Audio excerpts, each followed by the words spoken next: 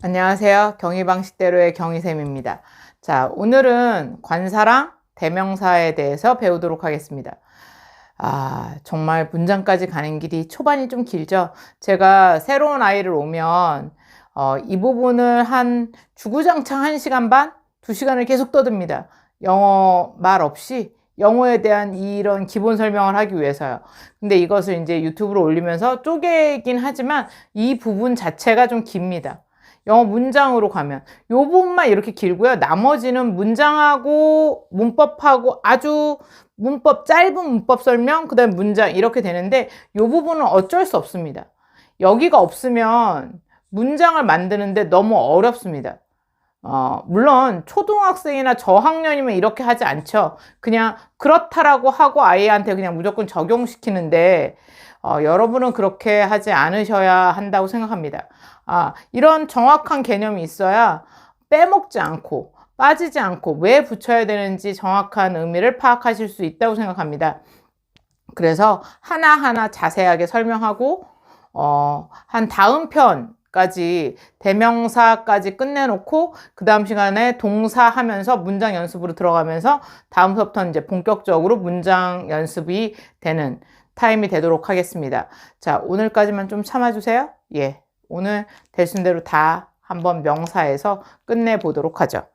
자, 먼저 관사, 명사의 보디가드잖아요. 자, 명사는 품사의 캡틴이다. 정말 제일 중요한 캡틴이에요. 발음을 잘못해서 VIP라고 할게요. 앞에 V자를 하나 더 붙였더니 발음이 안 돼서. 자, 명사는 품사의 VIP인데 그래서 뭐도 있다. 보디가드도 있고 대타도 있고 부러움도 사서 상당어구도 있는 아주 중요한 놈이다. 제일 중요한 거 보디가드가 중요합니다. 지금 우리는 보디가드에 배우고 좀 이따가 대타를 배우게 됩니다. 그쵸? 보디가드, 명사의 보디가드는 관사와 명사의 보스형 S다. 자, 명사는 가장 중요한 개념으로 셀 수 있는 명사와 가산명사와 불가산명사로 나누어진다. 가산명사일 때 들어가는 건데, 자, 관사에 대해서 하겠습니다. 관사는 이 관자가 무슨 관자예요?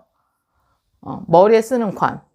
요번에 좀비 나오는 킹덤이라는 우리나라 드라마에서 외국인들이 봤을 때 이 머리에 쓰는 관, 이 모자들에 굉장히 가시며 뭐 이런 서열별로 나타나는 그 모자들에 굉장히 관심을 많이 가졌다고 하잖아요. 그것처럼 옛날 사람, 서양이든 우리나라든 다 비슷합니다. 아마 이것을 한글로 옮기는 때, 이 한자로 옮기는데 관사라고 한 것은 옛날 사람들은 우리나라에선 특히 우리나라나 일본이나 뭐 이런 쪽에서 이러한 문법을 만들 당시 그 사람의 머리 모양을 보면 그 사람이 지위를 알 수 있었기 때문입니다. 바로 관사죠. 모자 쓰는 관. 그쵸? 그 관사를 보면 걔가 뭔지를 알 수 있어요. 그 사람이 어떤 역할을 하고 어떤 지위며 이것이 딱 나타나기 때문에 그런 것처럼 이 명사 앞에 붙은 이 관사를 보면 걔가 어떤 건지 알 수 있어요. 특정한지 안 특정한지 이런 특정 정보를 전달하는 말이 관사입니다. 특정한지 내 거인지 아닌지 특정한지 아닌지를 알 수 있고요. 그쵸? 여러 개인지 단수인지를 알 수 있고요. 이러한 여러 가지 정보를 나타내는 말이 관사입니다. 종류에는 부정관사와 정관사가 있습니다. 이 부정은 이런 부정입니다. 이게 아닙니다. 바를 정자가 아닙니다. 옳고 그름의 문제가 아니라 이거는 정하다 정. 너 어디서 살지 정했니? 어느 대학 갈지 정했니? 이런 표현할 때 정하다 할 때 그 정이 바로 이 정자입니다. 정해지지 않았다. 주인이 정해지지 않았고 내 거가 될지 안 될지 정해지지 않았다. 이런 뜻이죠. 정해지지 않았다라는 거야. 부정관사예요. 그래서 어와 n이 있습니다. 그쵸? 정해지지 않았음을 나타냅니다. 정해지지 않았다. 앞에 특자를 붙이시면 더 느낌이 옵니다. 특정해지지 않았다. 특정해지지 않았음을 나타내는 관사인 부정관사는 뜻이 뭐냐면 얘는 여러 개 중 한 개입니다. 뭐라고요? 여러 개 중 한 개. 어와 n이 붙었다는 건 여러 개 있다. 똑같은 것이 대체할 만한, 뭐 할 만한? 대체할 수 있는 여러 개가 있고, 그와 똑같은 게 여러 개 있고, 그 중 한 개다라는 뜻입니다. 이 세상에 나 하나뿐이 없으면 대체가 불가능합니다. 나라는, 경이라는 사람이 사라지면 경이를 대체할 수 있는 사람은 아무도 없습니다. 그쵸? 그렇지만 선생님으로서의 저는 티처로 봤을 때는 내가 사라진다고 해서 선생님이 사라지진 않습니다. 나를 대체할 선생님들은 많이 있습니다. 그런 의미입니다. 그래서 경이 앞에는 어를 붙이지 않지만 teacher 앞에는 어를 붙입니다. 좀 슬픈가? 그렇죠. 그런 겁니다. 이런 건지 이해 가시죠? 대체할 수 있다는 게 여러 개 있다는 거. 똑같은 게 여러 개 있다. 여러 개 중 한 개. 어와 n의 의미를 외우세요, 여러분. 어와 n의 의미는 여러 개 중 한 개입니다. 똑같은 게 있어요. 이런 의미 되게 많아요. 뭐 이렇게 어쩌다가 뭐 이렇게 전화가 왔다. 어떤 사람이 찾아왔는데 뭐 얼굴도 잘 모르고 있는데 네 친구들하고 하더라. 뭐 누구라는 친구, 땡땡이라는 친구라고 할 때 이름 붙일 수 있어요. 경이라는 친구가 찾아왔던데, 근데 어머니에겐 아무 의미가 없어요. 경이라는 이름이. 그럴 때 어가 붙을 수 있습니다. 얘 경이라는 애, 경이라는 사람, 이런 뜻일 때. 근데 그 경이가 특정하지가 않아요. 여러 다른 경이가 등장해도 구분할 수가 없어요. 이럴 때 어가 붙는 경우도 있어요. 이건 아주 특별한 경우예요. 그리고 아니면 그런 경우에 많이 쓰고요. 전화가 왔을 때, 회사나 이런 데로 전화 왔을 때 뭐 경이란 분이 전화했던데요? 라고 할 때 경이라고 붙일 수 있습니다. 또 언제 또 붙일 수 있느냐? 경이가 로봇일 때요. 인형이거나. 그때 이름이 있을 수 있잖아요? 그쵸? 요새 제가 자주 언급하는 BTS의 뭐 인형들 있잖아요. 그럴 때 내가 무슨 지민이 인형을 샀다. 그럼 지민이지. 지민이 인형 중 한 개니까. 이렇게 붙이면 얘가 갑자기 뭐가 돼요? 인형이나 로봇이나 알 수 없는 그 사람이 돼버리는 거죠. 어를 붙인다는 것 대단합니다. 어떤 분이 나를 경이라고 지칭하면 그분에게 저는 의미가 없다는 얘기예요. 이게 사라지면 의미가 생기는 거죠. 여러분, 관사가 중요합니다. 관사 안 붙이시면 틀려요. 그 다음에 만약에 이렇게 됐어요.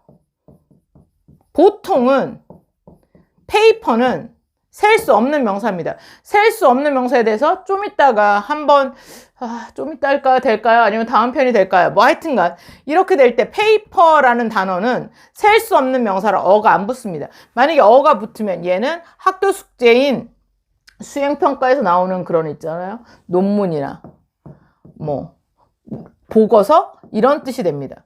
페이퍼가 되면 그쵸? 이거는 그냥 종이란 뜻입니다. 전혀 다른 뜻이죠. 어가 붙는 순간 또는 s가 붙는 순간 뜻이 완전히 바뀝니다. 부정관사를 무시하시면 난리 나요. 알겠죠? 만약에 뭐 인형인데 돌 이렇게 했는데 어가 사라지면 이 돌의 의미를 다시 찾아보셔야 돼요. 아이의 실수가 아니라 만약에 내가 아는 단어인데 여긴 분명히 어가 붙어 있을 자리인데 안 붙었다. 그럼 얘는 어떤 새로운 의미를 가진 단어이지 않을까 찾아보셔야 돼요. 아는 뜻인지 아닌지 어떻게 알아봐? 이렇게 내가 아는 관사를 보고 판단하는 거예요. 명사일 때는. 정말 중요한 판단 기준이기 때문에 반드시 아셔야 돼요. 정관사 더는 그쵸? 이제 아시겠죠? 부정관사 아시겠죠? 여러 개 중 한 개. 똑같은 것이 존재한다라는 의미예요. 그 중 한 개예요. 그쵸? 이 관사 얘기하면 또 한참 길어요. 엄청. 근데 요 정도만 할게요. 여러 개 중 한 개. 잊어먹지 마세요. 여러 개 중 한 개. 관사는 반드시 붙어 있어야 돼요. 자, 보디가드. 얘는 어와 얘는 관사는 앞에 붙고요. 자, 보디가드도 앞에서 보디가드 하는 사람이 있고 막아주는 사람이 있고 뒤에 쫓아가는 사람이 있잖아요. 얜 여러 개예요. 여러 개니까 뒤에 따라가고요. 혼자 있을 때는 앞에서 막아줘야 돼요. 생각하기 쉽죠. 어앤더는 앞에서 관사는 하나니까. S는 여러 개니까 뒤에서. 이렇게 외우세요. 보디가드의 위치도 다 다릅니다. 그쵸? 얘는 앞에서 붙었습니다. pen, cat 이렇게. 그쵸? 그럼 n은 어떻게 바꾸냐? n은 이건 진짜 발음에, 왜냐면 하나의 단어로 바뀔 수가 있어요. 이렇게 하면. 이렇게 되면 모음과 모음이 붙어버리면 얘는 강하게 읽는 발음이 아니에요. 그쵸? 약하게 읽으셔도 되는 거예요. 그런데 모음이 두 개 겹쳐지면 장모음이 되면서 강조가 되면서 뜻이 생겨버려요. 하면 언트 하면 이게 강화가 되면서 새로운 의미처럼 들릴 수 있어요. 그러니까 끊어줘야 돼요. 모음과 모음이 겹쳐서 장모음이 되면 강하게 읽게 되면서 다른 사람한테 혼란을 줄 수 있기 때문에 이 모음에서 여기다가 뭘 넣는다? n을 집어넣음으로써 이 발음을 끊어주고 강하게 읽지 않도록 만들어주면서 얘 의미의 혼선을 줄여주는 거죠. 그럴 때 이때 이 n을 붙이는 경우는 on이라고 있을 수도 있는데요. 미국에서는 n으로 많이 읽어요. 미국에는 그 미국식 영어에서는 그렇다고 하더라고요. 제가 발음은 그렇게 썩 좋은 편이 아니어서 뭐. 자, 하여튼간 얘 n이 붙은 경우는 어떻게 된다? 모음상 아, 에, 이, 오, 우로 시작되는 발음일 때 단모음이어야 돼요. 여기 얘가 무슨 모음일 때? 단모음일 때는 아, 에, 이, 오, 우 우예요. 우 일 때는 언이 붙습니다.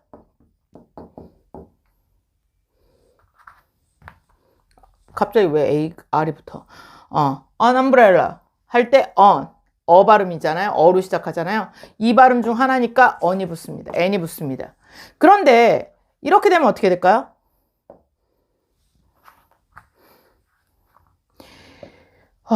united, 좀 이따 더 한 다음에 설명하죠. 예, 그 다음에 이 발음 읽으면 어떻게 될까요? honest는 그쵸? H 발음이 묵음입니다. 발음상의 문제이기 때문에 얘는 H가 묵음이기 때문에 얘는 발음이 되잖아요. honest 할 때 여기 있는 따라서 얘는 N이 붙습니다. H 발음이 묵음이기 때문에 이건 발음 문제예요. 예, 미안해요. 엄브렐라. 자, 엄브렐라 할 때 M이에요. 죄송해요. 제가 좀 실수가 있어요. an honest boy 이럴 때 얘는 발음상 안 나기 때문에 H 발음이 묵음이 되기 때문에 발음의 문제이기 때문에 어를 붙일지 n을 붙일지는 그렇기 때문에 여기서는 O 발음으로 시작하기 때문에 H는 무시하시고 n으로 붙입니다. 이렇게 발음상으로 어와 n을 구분해서 붙인다. 요 정도 하고요. 자, 그 다음에 정관사 더에 대해서 배웁니다. 정관사 더는 D라고 발음하기도 합니다. 얘는 뭐라고요? D로 발음하거나 더로 발음하는데 이 정관사 더는 언제 붙냐? 특정할 때. 당연하죠. 정해졌잖아요. 특정할 때. 특정한 명사 앞에 붙습니다. 두 번째 나오는 명사 앞에요.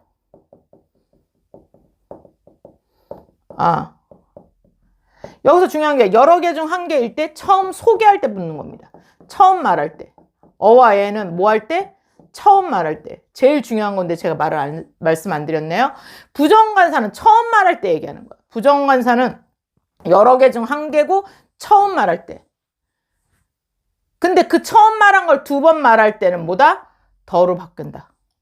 이게 왜 중요하냐면 모의고사나 이런 거 보시면 거기서 지칭 추론이라는 게 있는데요. 그리고 뭐 문장의 순서를 매기는 것들 이런 것들이 있는데 이때 이 관사를 보고 순서를 정합니다.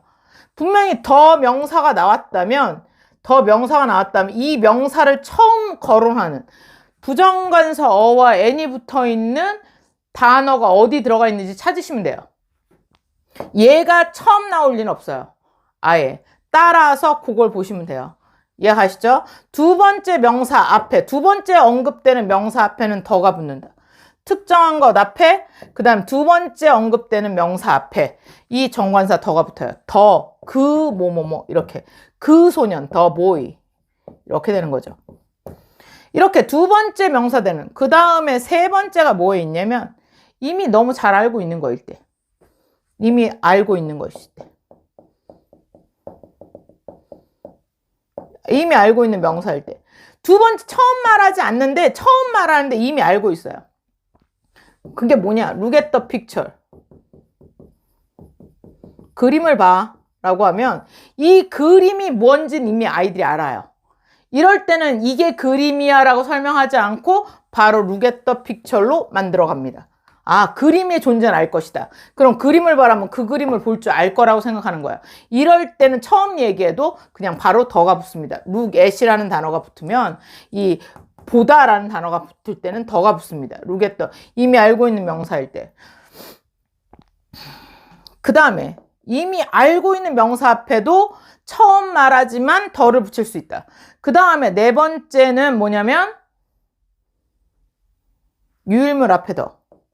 모일물 앞에 더, 유일물 앞에 더. 유일물 앞에, 유일물이라는 게 뭐냐면 이 세상에 딱 하나뿐이 없어요. 뭐라고요? 이 세상에 딱 하나뿐이 없는 거. 그런 거 뭐예요? 여러분은 진짜 똑똑하네요. 지금 얘기하셨죠? The sun. 하늘에 있는 태양. The moon. 스카이, 등등등 얘기하고 계시죠. 이런 유일물 앞에 더를 붙이는데요. 우리 아이들이 그랬더니 예전에 그럼 트럼프도 이 세상에 하나뿐이 없고 누구나 다 알잖아요. 이렇게 얘기하더라고요. 그럼 트럼프도 유일물인가요? 이렇게 어떤 아이가 질문했어요. 유일물인가요? 이 유일물들은 이 세상에 하나뿐이 없지만 트럼프는 사람인데 그 당시 아이가 그랬어요. 이런데 이 세상에 존재했던 모든 사람이 이 존재를 알아야 돼요. 그쵸? 트럼프는 이전 세대 사람들은 모르잖아요. 그러니까 그 사람은 유일물이 될 수 없는 거예요. 유일물은 이 세상에 존재했던 이 세상에 있던 원시인도 알고 다 볼 수 있는 그런 것. 유일물. 유일물 앞에 the sun, the moon 이렇게 되는 거죠. 유일물 앞에 더가 붙습니다. 특정할 때는 더가 붙는다. 근데 언제 그럼 뒤로 읽느냐? 조금 아까 말했던 n이 붙는 경우와 똑같습니다. 대표적인 게 뭐가 있냐면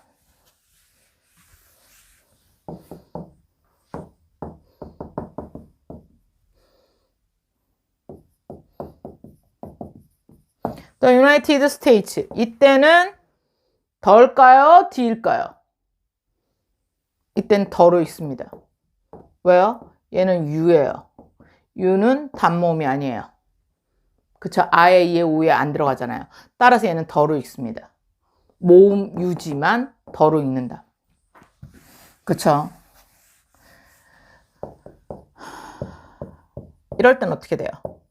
The answer. 이때는 D로 읽으셔야죠. 모음이 앞에니까. 어니까. N, 에 이렇게 되니까 이 발음은 D예요. The answer. 그쵸?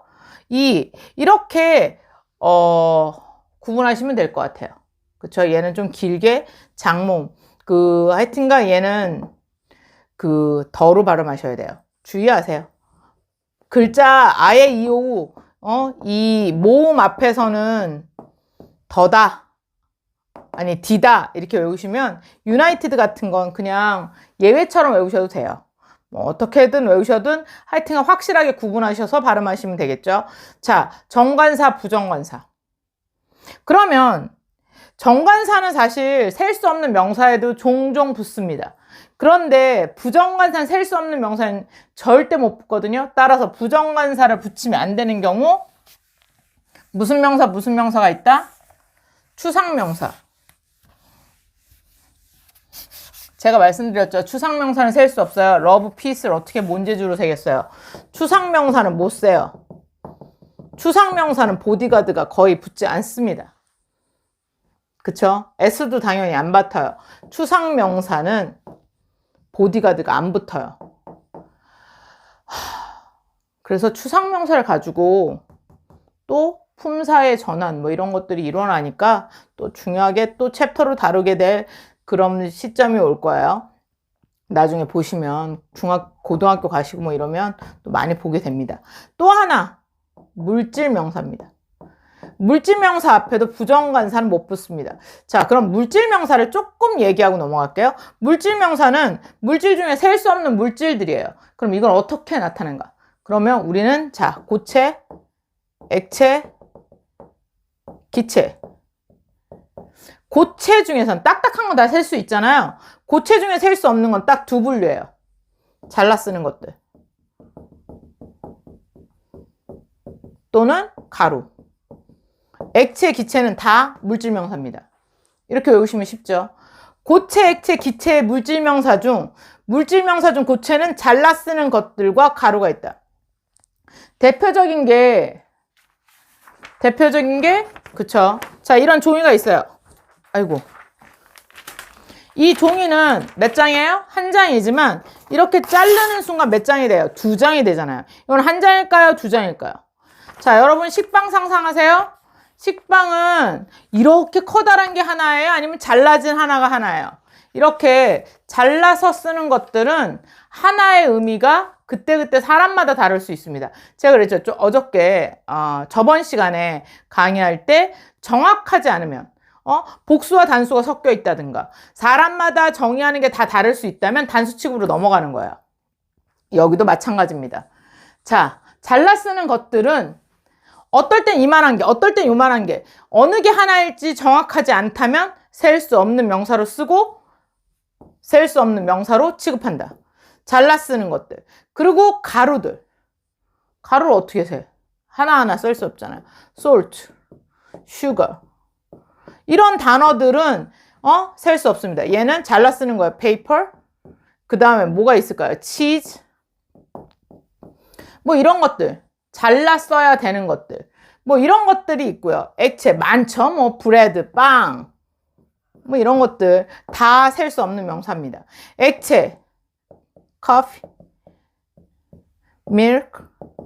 이런 단어들 다 셀 수 없습니다. 액체, 기체.